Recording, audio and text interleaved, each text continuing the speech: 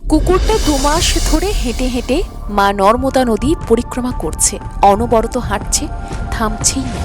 অনেকেই বলছেন যে এই কুকুরটার মাথায় নাকি স্বয়ং মহাদেবের আশীর্বাদ রয়েছে। না হলে কিভাবে সম্ভব হচ্ছে বলুন তো?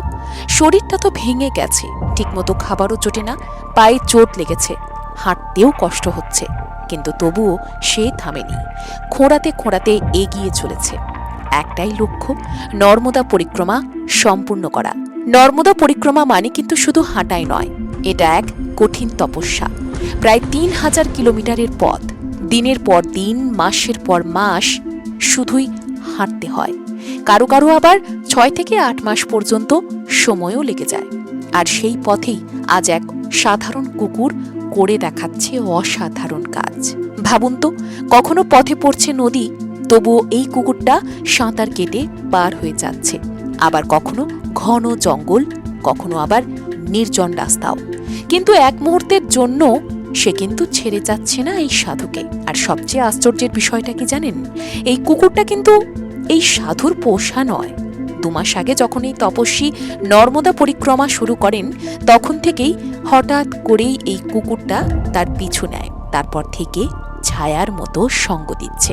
সাধু নিজেই বলছেন, আমার তো পোষা নয়, কিন্তু যখন আমার সঙ্গে আছে কিছু তো খাওয়াতেই হবে, তাই যা পান একটু করে ভাগ করে দেন।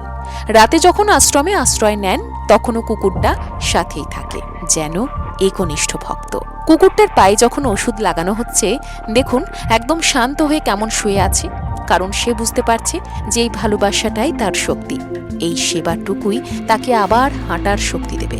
এই কুকুরটা হয়তো কথা বলতে পারে না ঠিকই, কিন্তু সে জানে যে কে তাকে ভালোবাসে আর কে নয়। এই দৃশ্যটা শুধু একটা গল্পই নয়, এটা ভক্তির প্রমাণ। হয়তো সত্যিই কোনো অদৃশ্য শক্তি তাকে টেনে নিয়ে যাচ্ছে, কিংবা মহাদেবের আশীর্বাদ হয়তো তার মাথার উপর সত্যিই রয়েছে। হিন্দু ধর্মে নর্মদা পরিক্রমা শুধু একটি যাত্রাই নয়, এটা আত্মার পরিশুদ্ধির পথ।